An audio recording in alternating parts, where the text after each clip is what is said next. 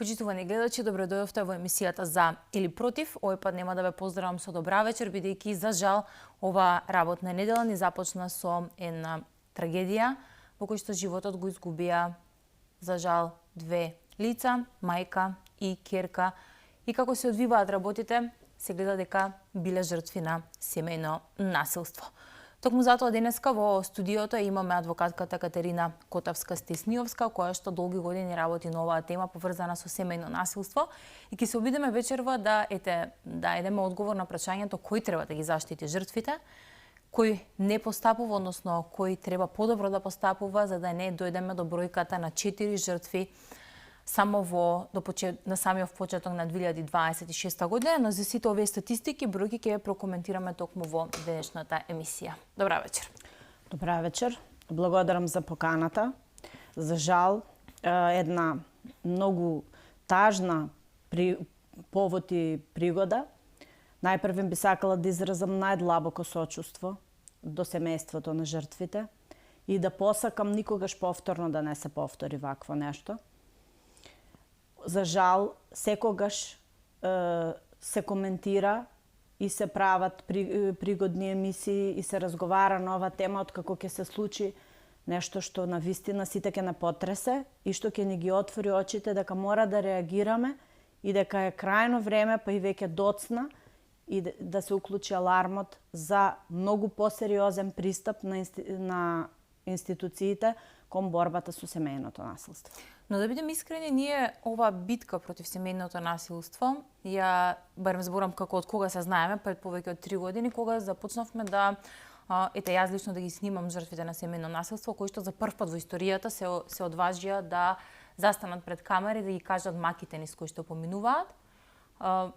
И тогаш она што беше заедничко за сите жртви на семејно насилство беше тоа што беа константно ревиктимизирани од страна на институциите. Значи пред 3 години, зборувам пред 3 години кога во 2023 ги отворивме овие теми, тогаш министер беше министерката Јована Тренчевска чинам, и за жал ги посочува првенствено Центарот за социјална работа, потоа и полицијата која што не постапувала, па се до судството кое што за жал изрекува мерки или пак досудува условни пресуди за повеќекратни извршители на семејно насилство.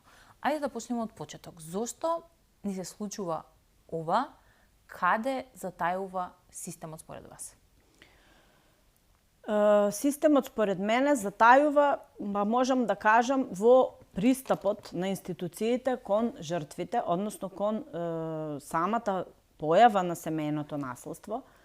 Односно, пристапот и законот така наведува дека треба да биде мултидисциплинарен, односно институциите сите заедно да бидат во корелација со нивното постапување, затоа што жртвата при самиот процес на пријавување, додека дојде до изрекување на мерките за заштита или казна во кривична постапка, поминува низ повеќе институции.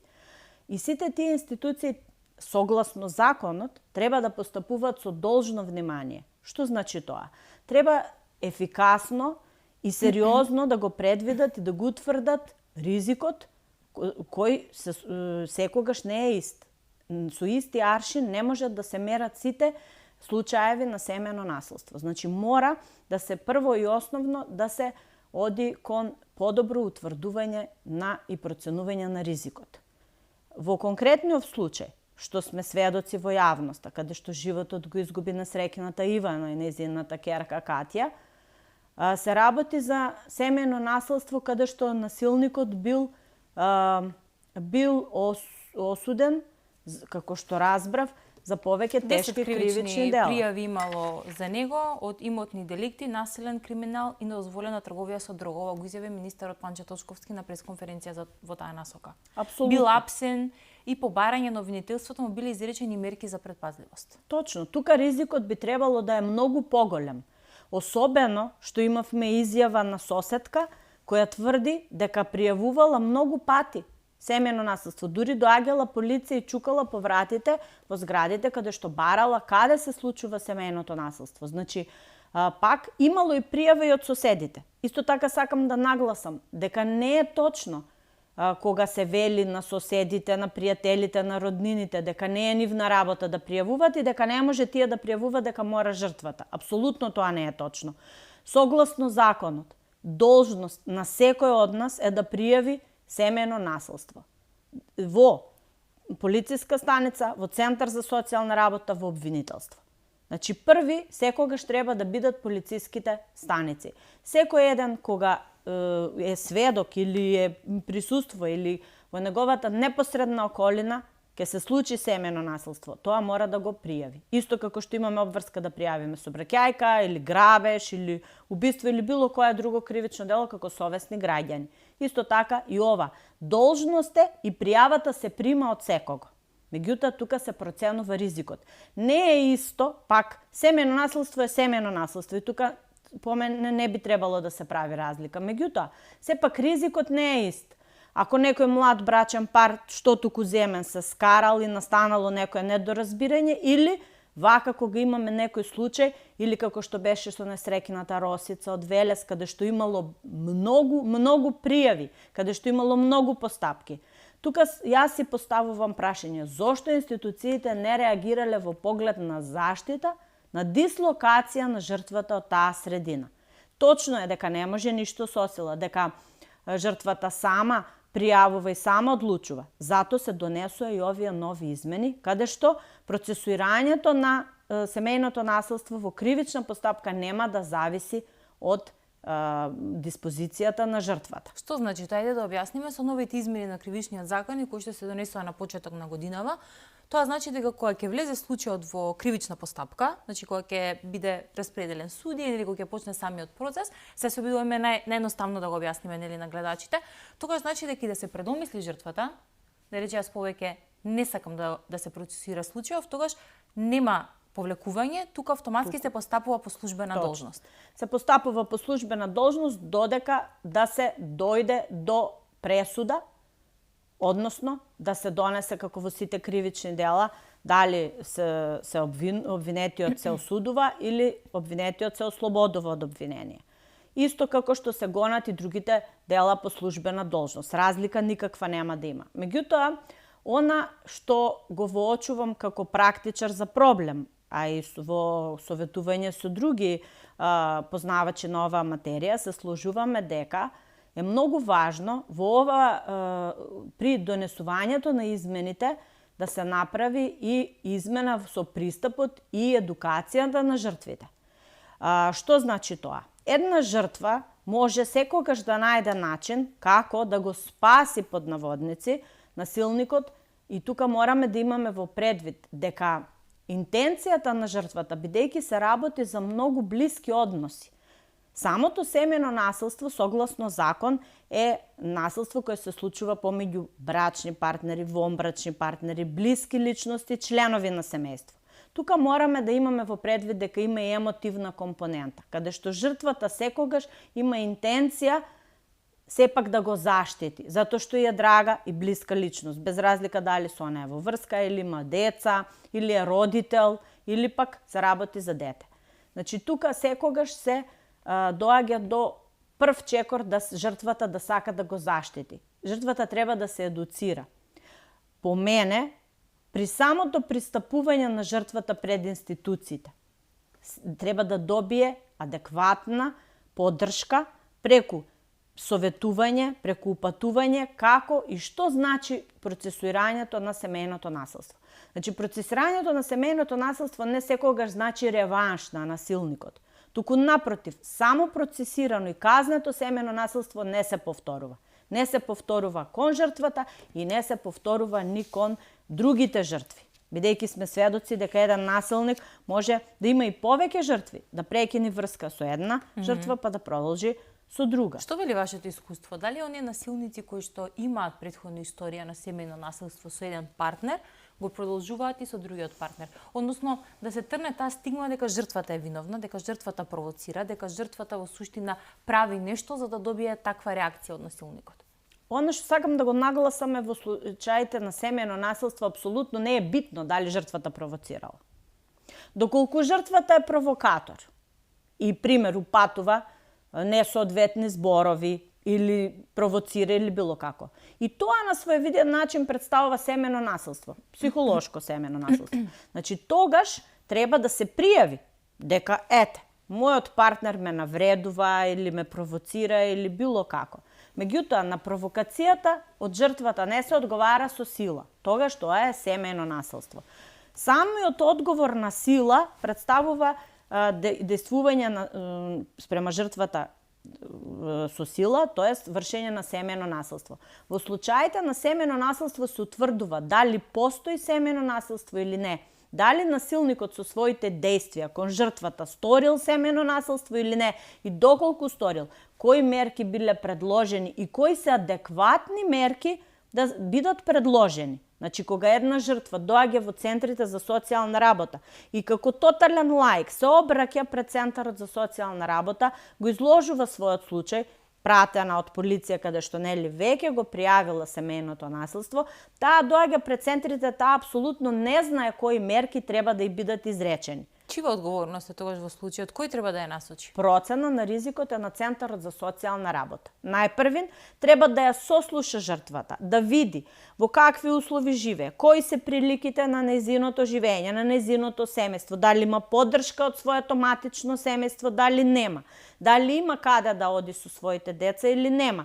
Пример, ако сака да ја дислоцира или доколку да ја поучи жртвата дека има право да побара сместување во кризните центри, така наречени сигурни куќи, дека може да биде сместена таму, дека може да добие поддршка материјална, финансиска, може да се обрати за еднократна парична помош до Центарот за социјална работа, до општината да побара во поглед на моментално сместување, например да ѝ се помогне со еднократна парична помош да плати кирија за 1 месец додека да почне да работи и така натаму. Меѓутоа, она што центрите за социјална работа го прават, тие и даваат да потпише изјава во која и диктираат кои мерки таа ги предложува, жртвата не знае, проценката на ризик многу пати е несоодветна. По случајов очигледно со ова. Апсолутно. Многу пати во случаите на семено насилство не треба жртвата, па можам да кажам и во голем број, огромно мнозинство на случаи. Не треба жртвата со децата да биде таа што ќе се дислоцира од семејството. Туку напротив, сторителот, насилникот треба да биде тој што ќе се дислоцира од семејството. Тоа е дополнително прашање што сакам да ви го поставам, но во случајов и во оние жртви на семено насилство кои што ги снимавме пред 3 години, нешто што беше заедничко за нив е дека се пожалија дека во центрите за социјална работа бил направен обид да се помират со насилникот, што во секој случај не е допустливо. Колку ова го гледате вие како пракса? Тоа е кардинална грешка. Кардинална грешка на една институција која е обучена и која треба да го познава законот и Инстанбулската конвенција како највисок правен акт, каде што строго е забрането мирење на жртвата со насилникот. Значи, на жртвата треба да ѝ се даде поддршка, а исто така би рекла и на самиот насилник треба да му се диагностицира која е проблематиката, па таму да се делува. Дали се работи за зависник, дали се работи за некој што му е потребна психолошка поддршка, дали тој брак треба да престане и така натаму. Значи, секогаш треба да се изврши методолошка работа и со жртвата и со насилникот за да може адекватно да се справи сите со таа појава.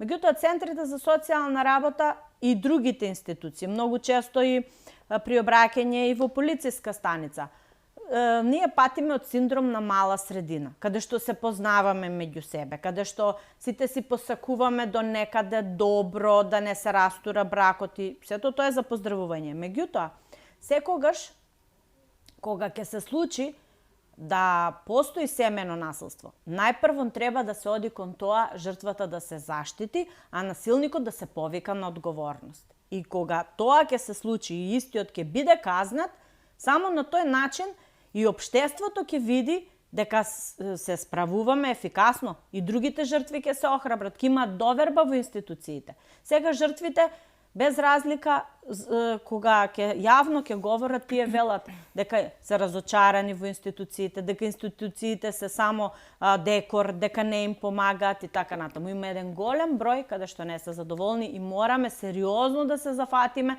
ова мислење да го смениме. Сите ние, сите како институции. Што се случува понатаму? Еве, кога ќе стигнеме, да речеме, еве, има пријава, односно како оди следствено, еве, да речеме дека центрите за социјална работа некој ќе направат проценка добра, фала Богу, прават во одредени случаи добра проценка, односно ги заштитуваат жртвите, но во други случаи, за жал, како што имаме случаеви, се случува лоша проценка, се обидуваат да ги помират и тука настануваат многу проблематики. Како тоа влие врз самата жртва? Моментот кога ќе собере храброст да го пријави насилството и кога ќе добие, да речеме, таков некој фидбек од страна на институциите, имајќи предвид дека е многу важна таа психолошка помош. Дали таа психолошка помош е задолжителна и треба да се понуди на жртвата кога ќе се охрабри, да речеме, да го пријави насилството? Најпрво би сакала да направам една дистинкција помеѓу тоа дека не секој случај е пропуст на институции, како и самите што рековте. Апсолутно се сложувам дека постојат и успешни примери за справување со семејното насилство. Кои што дај Боже да не бидат во поголем број, да речеме, да ги земеме како пример на нешто како треба да се постапува. Апсолутно. Меѓутоа, ние практичари и сите ние што се занимаваме со ова материја, која разгледуваме од сите аспекти, треба да укажеме на пропустите. Да укажеме точно на пропустите каде што би требало да изврши корекција. Само тоа би можело понатака да доведе до зголемување на нивото на интерес на жртвите, на институциите да се поправат и да излезат во пресрет на жртвите. Значи, само на тој начин, кога ќе се укаже на пропустите, кога секој може би и несвесно, сакајќи добро ова помирување, не сме да постои такво помирување бидејќи како прво е забрането. Ова е добро и зите што да речеме го слушаат, во случај да им се понуди да се постапи или да им се понуди помирување во партнерите, е нешто кое што во суштина треба да знаат дека е противзаконско и дека е нешто кое што во самиот случај нема да им биде на долг рок на... Тука би се надоврзала за проценка на ризик.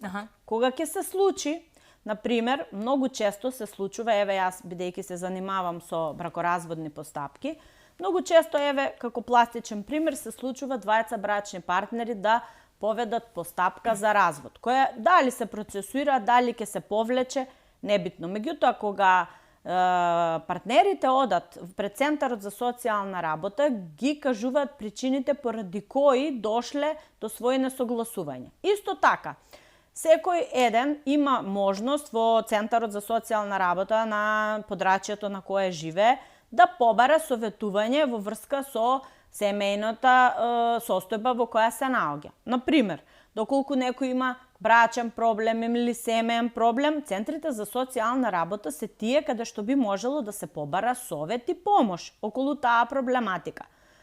Тука веднаш центрите за социјална работа треба да ги детектираат овие проблеми. Бидејќи во таков случај, кога ќе побара некој помош, дали тоа ќе се работи за овака бракоразводна постапка или ќе дојде ќе бара некоја помош, некој додаток за дете или било како.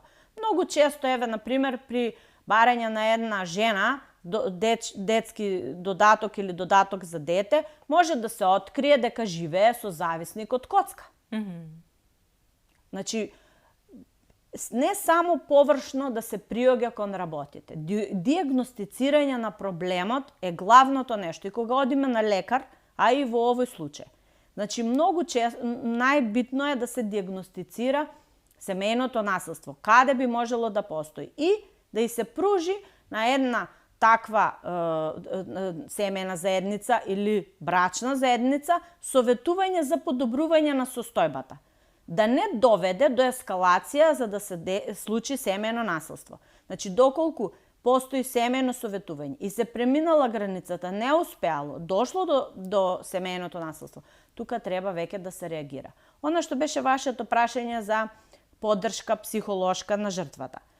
Секоја жртва треба и согласно напатствијата и законот треба да добие психолошка поддршка, бидејќи пак нагласам.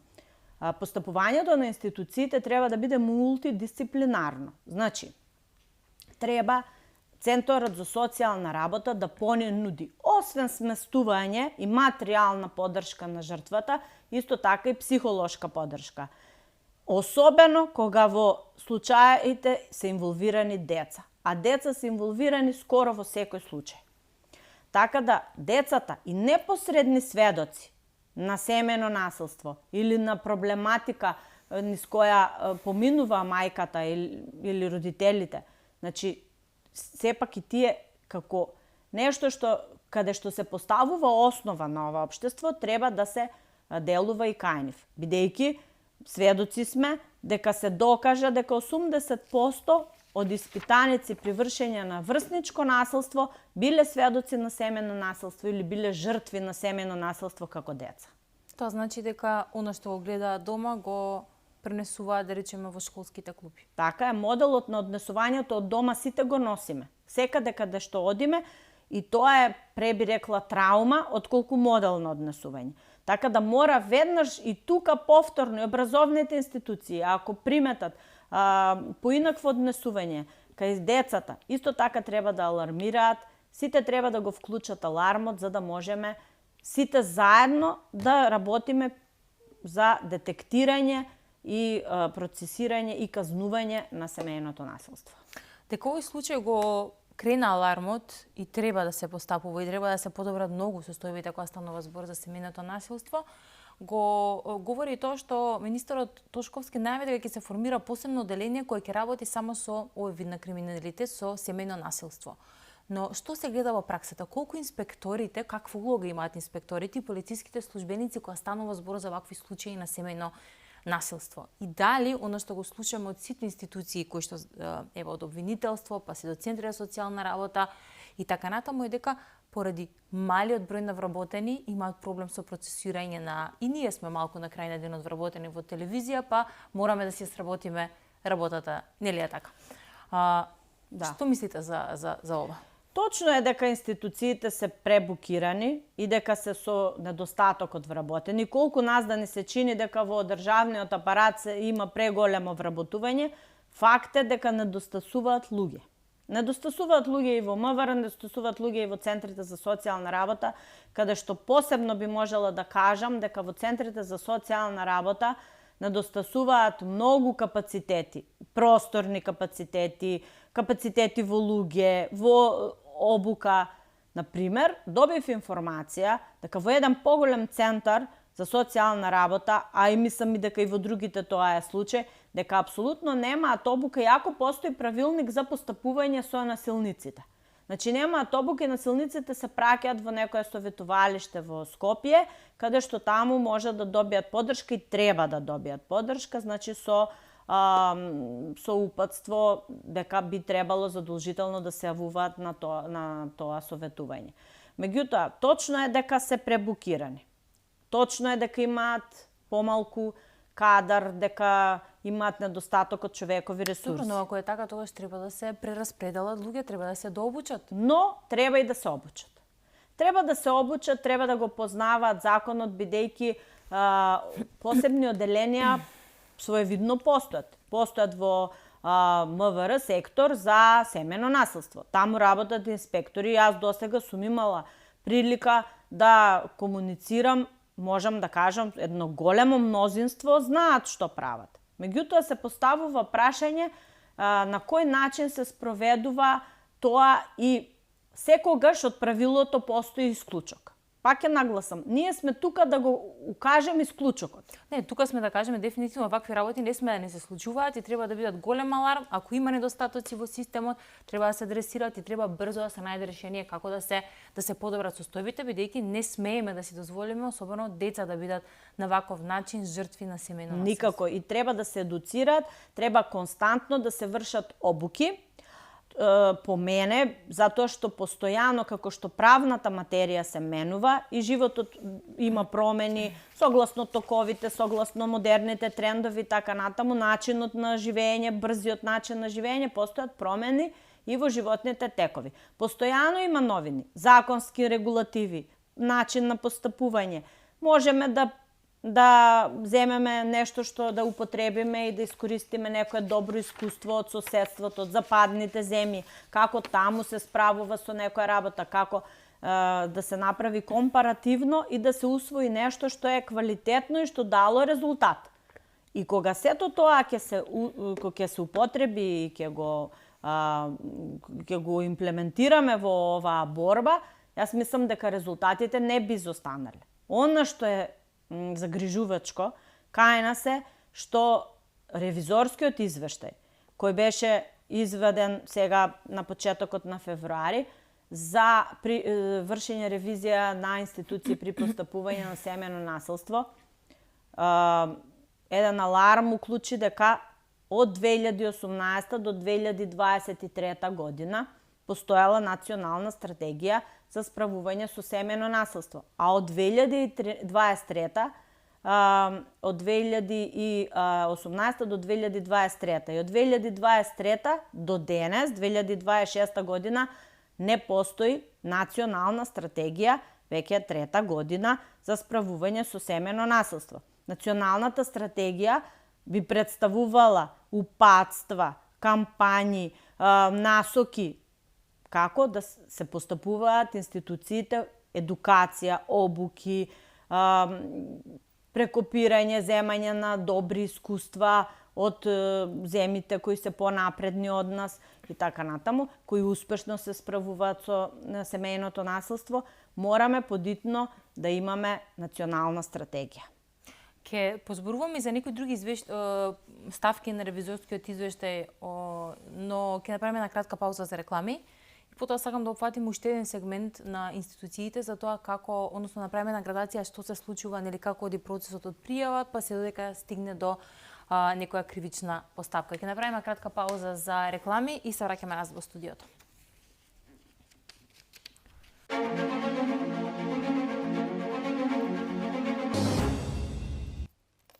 Да, се враќаме назад во студиото, продолжуваме со разговорот со адвокатот Катерина Котевска-Стиснивска. Пред направиме кратка пауза за реклами, ги спомнавме ревизорските извештаи. И сакам тука еден момент од последниот ревизорски извештај, чинам дека е, каде што вели дека во 2025 година многу е мала бројката на мерки кои што се изрекле за насилник за отстранување насилникот од дома. За да се случи таква мерка, каква е улогата на Центарот за социјални работи? Дали тука проценката на Центарот игра улога за да се процени дека потребно да се дислоцира насилникот од домот, а не обратно да се дислоцира жртвата и децата ако ги има во семејната слика? Или пак ако Центарот даде добра проценка за да се дислоцира насилникот, судот не досудува такво нешто.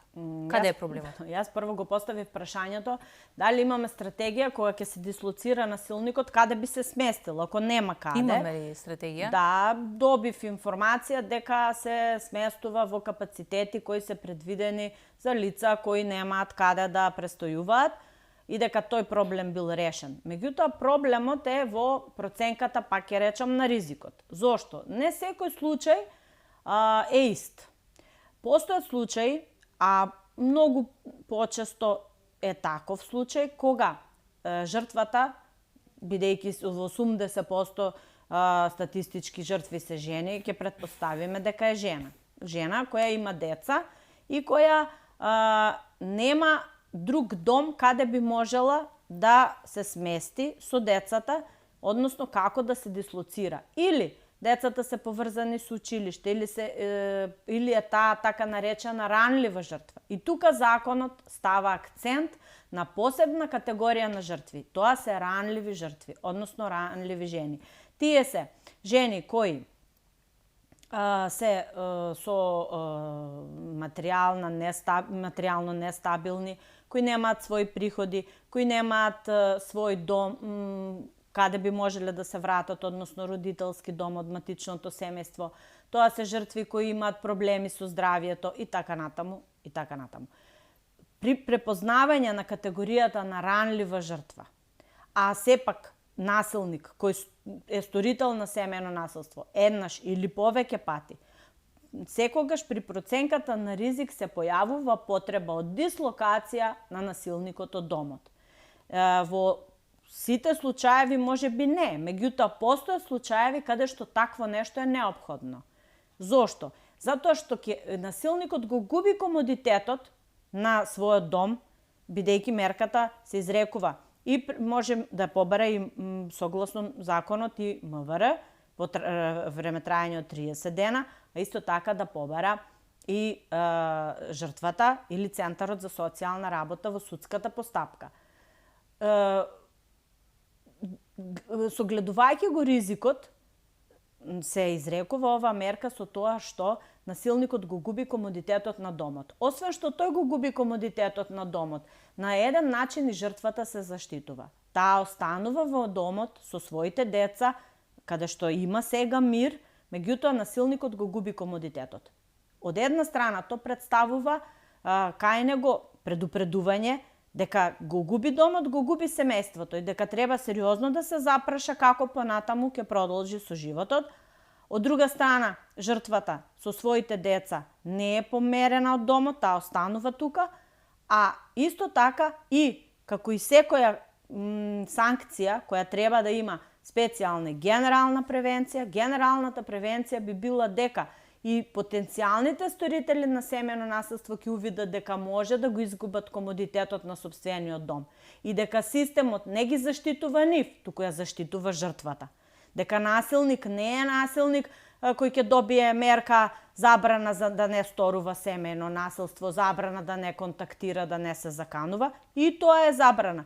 Меѓутоа, исто така треба да постојат и овие мерки. Како што треба да постојат нели механизми за проверка на веќе изречени мерки, дали истите се почитуваат, во која мера, дали ризикот уште постои за продолжување нивно, дали ризикот престанал, па некогаш може и самите мерки да се отповикаат, доколку се утврди, што е многу реток случај, меѓутоа сепак постои да се отповикаат, бидејќи она што представува опасност за повторување на семејното насилство престанала и мерките изгубиле од важност. Дека системот се чини како повеќе да ги заштитува насилниците отколку жртвите, говори фактот што, за жал, праксата покажува дека судовете досудуваат да речеме условни казни во случај на каде што имаме семејно насилство, односно насилник кој што има историја на семејно насилство, кој што го неколку пати го изврши делото пред да стигне нели на суд. И тоа, за жал, како да дава сигнал на неказнивост. Се случува ли во случај кога е досудена ваква мерка, односно кога се осудуваат условно, да се го повторува делото? Да, се случува. За жал се случува. Има случаеви каде што има повеќе дела, кривични дела, сторени при вршење на семејно насилство, каде што се изречени условни осуди. Меѓутоа, така тоа инженерски ќе се направи да не може да се отповикаат. Или да се отповикаат е процес каде што трае време и како што времето е се поголемо, така ризикот за жртвата е се поголем за повторување од семејното насилство. Казната секогаш треба да делува на самиот сторител. Во иднина да се коригира, да не го повтори делото, меѓутоа, како што спомнав, и специјална превенција за сторителот и генерална превенција за околината, да увиди дека тоа нешто е казниво, дека сериозно се казнува, дека сериозно ќе одговара некој за такво дело кое го сторил при семејно насилство и дека тоа е еден вид на дело кое ќе се казнува и по-сериозно. Но она што во последно време е како нешто што би можело да се пофали е инволвирање на пробацијската служба, односно пробација за пресуди каде што се упатува насилникот се задолжува поточно да се вработи, да се јавува, да посетува психолошко советувалиште. Што исто така многу важно да се работи со насилникот, бидејќи тој насилник, да речеме, ако има простор да се подобри неговото однесување, да се подобри, така? Апсолутно. Но да се работи, не да се осуди само условно и потоа да се остави на негова совест да се подобрат работите. Апсолутно, треба да се делува согласно спецификата на случајот. На кого да се случи такво нешто? Кој има одговорноста да работи со насилникот? Баш и тоа и го спомнав. Постојат правилници каде што центрите за социјална работа имаат правилници за постапување со насилниците. Меѓутоа, за жал, многу малку се имплементирани во пракса. Постојат, меѓутоа немаат, по моje прашање, дали ги применувате, добив одговор не ги применуваме. Зошто? Затоа што немаме обука. Значи недостасува моментот на обука и на некоја национална стратегија која што во суштина ќе... Точно, националната стратегија е клучно нешто. Со националната стратегија ќе се пропишат, ќе се утврдат чекори конкретни што треба да се преземе. Врз основа на долгогодишно искуство, врз основа на насоки, на ревизиски извештај, на практичари кои секојдневно работат со тоа, службите што се справуваат, секторот за семено насилство од МВР, центрите за социјална работа, судиите кои работат семено насилство и семено право. Еве и адвокатите ние што работиме секојдневно со тие случаи. Значи постојат повеќе сегменти кои треба да се спојат заедно за да се направи една стратегија. И не само еднаш направена стратегија треба да се задржи како таква, туку да се види во пракса што успева, што треба да се промени. Секогаш треба да бидеме самокритични и да делуваме кон насока на подобрување на општата состојба. Затоа што алармантни ни се бројките. 2025 завршивме со 6 жртви. Тоа би значило дека на секои 2 месеци по една жртва. Сега имаме за нецели 3 месеци 4 жртви. Тоа е алармантно. Треба сите можни црвени аларми да ни се уклучат. Мораме да реагираме. Не треба отпосле да реагираме. Треба да реагираме пред време. Со стратегија, со работа, со институционална поддршка, со институционална ангажираност. Како треба да се реагира сега во овој случај? Мислам, ни се случи оваа трагедија, јас искрено се надевам дека нема да имаме ниту една друга трагедија.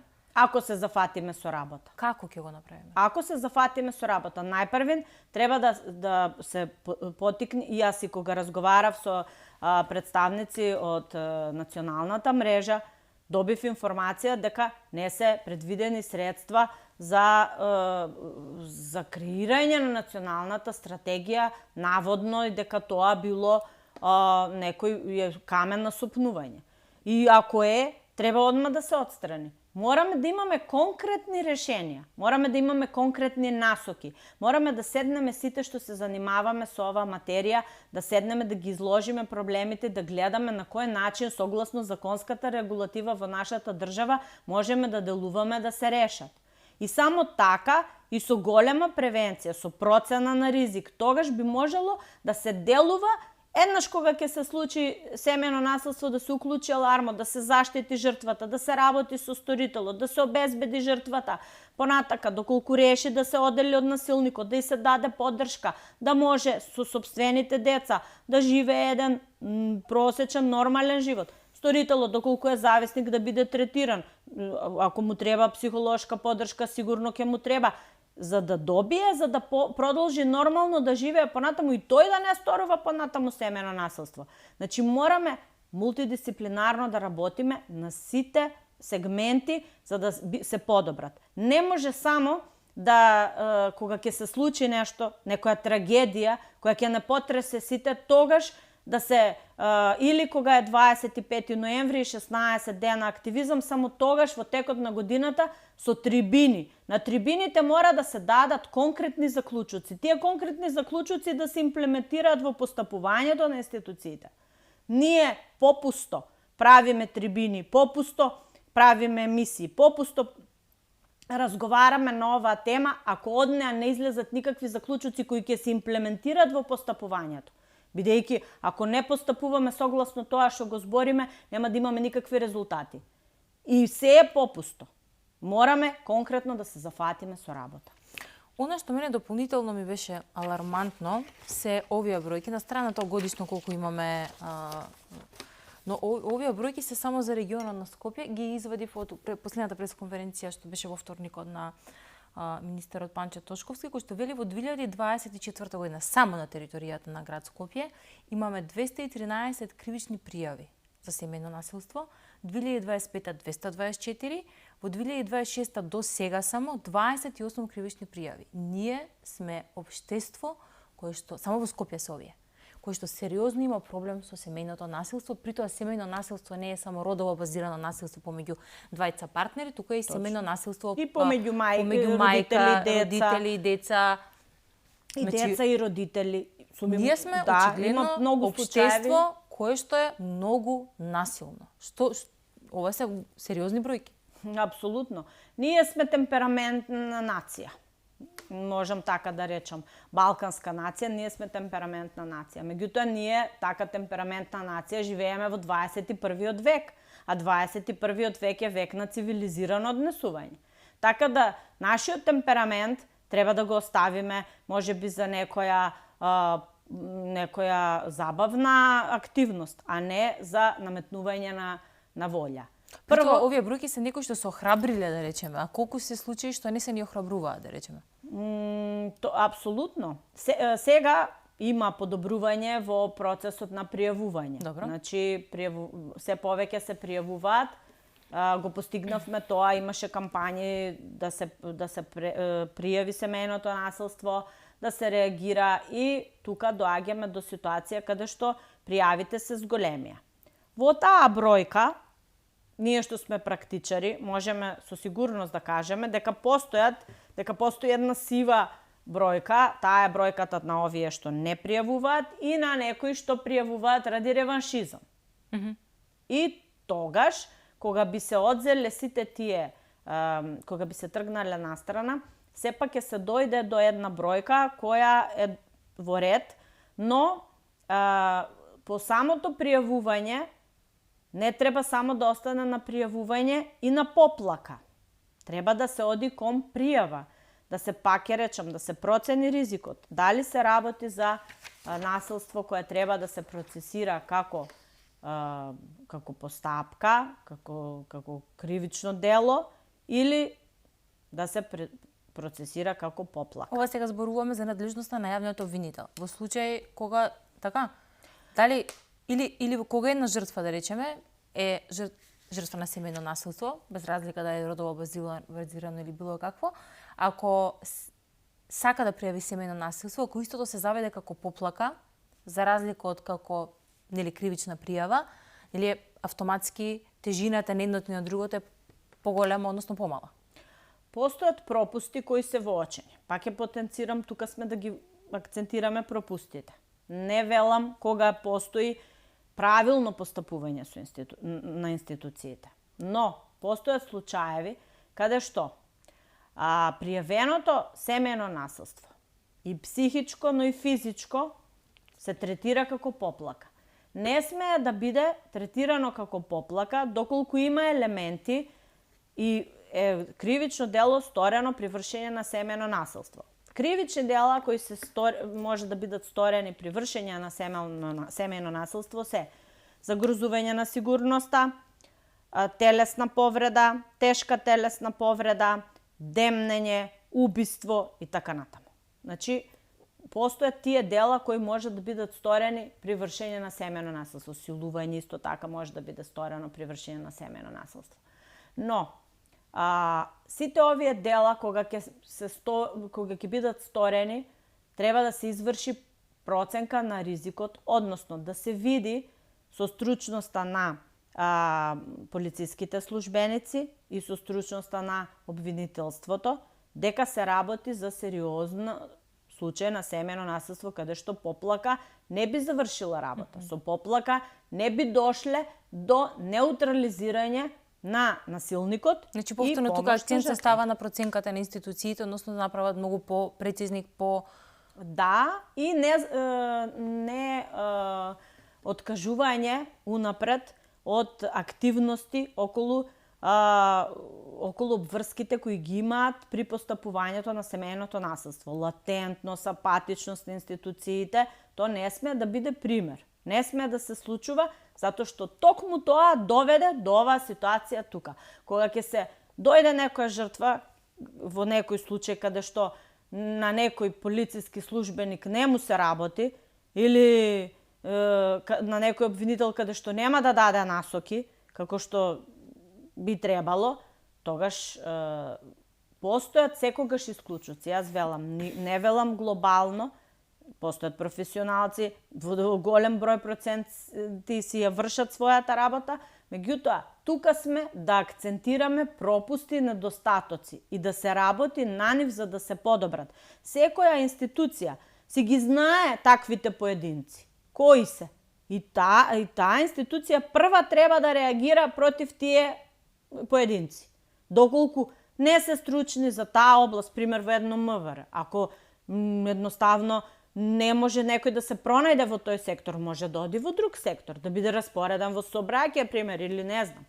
Исто во центрите за социјална работа. Доколку некој не може да работи на тоа, не се пронаоѓа, може да биде распореден во друг сектор. Исто и судиите судат секаков вид на предмети. Кај ни веќе тоа предмет што ќе дојде треба. Ама и таму има некои судии на подрачје на некој основен суд кои се занимаваат со ова материја, истата му е блиска. Исто и ние адвокатите. Не секој работи случаеви на семејно насилство. Тој што ги работи е информиран, прати регулатива, постапува, може да го процени самиот ризик, ја упатува жртвата што треба да прави. А секоја институција, познавајќи си ги своите пропусти, треба да делува прво внатрешно, на подобрување кон истите, а потоа и на ниво на едно општество, на една држава, сите да дадеме свој придонес, за да не се појавуваат пропусти кои ќе доведат до вакви состојби, до вакви случаи. Да, и ние како општество треба малку помалку да ги стигматизираме и да ги критикуваме жртвите што трпи, како трпи, што прави. Ако можеме да помогнеме, секогаш би било добре дојдено. Пред самиот крај, оно што не го направивме, не дефиниравме што значи семејно насилство. Чинам дека секогаш треба да се дефинира што е семејно насилство, бидејќи можеби не сме ли свесни дека ова што ни се случува наме семејно насилство.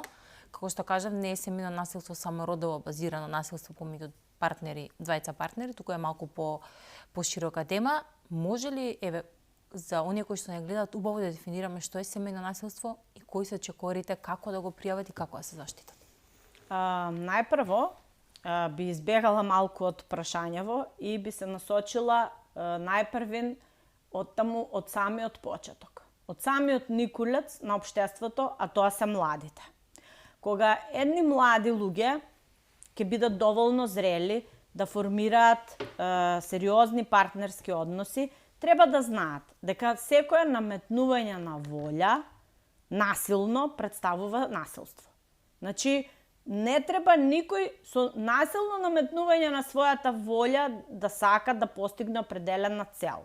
Секогаш тука постои дискусија, разговор помеѓу младите, каде што, нели, сепак сите со сите не сме пар.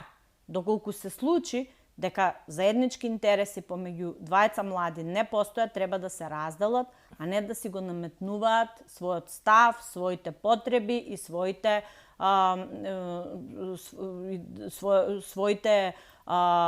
насоки како да се постапува понатаму во таа врска, туку едноставно треба да се разделат.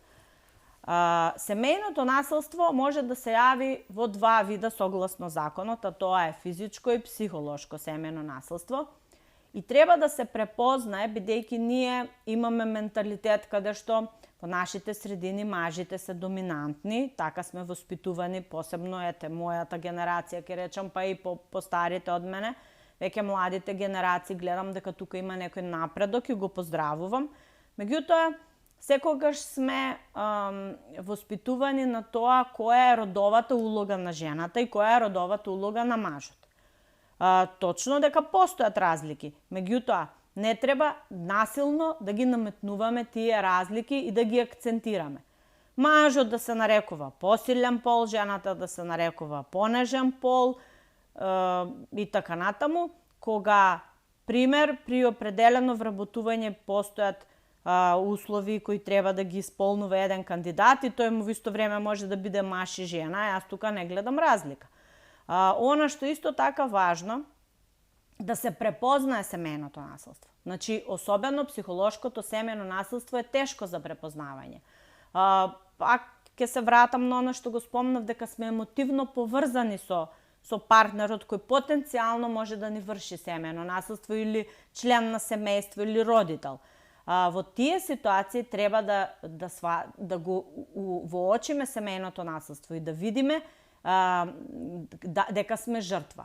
Например, постои психолошко семејно насилство економско, од економска природа. Ако една жена е приморувана својата плата во цел износ да ја дава на својот маж под изговор дека треба за домаќинството или на својот свекор или на својата свекрва и да не одделува дел за своите потреби и да биде осудувана ако има потреба да си посвети определено внимание на себе и да пренамени некој износ од својата плата за своји потреби, тоа е семејно насилство од економска природа, економско семејно насилство.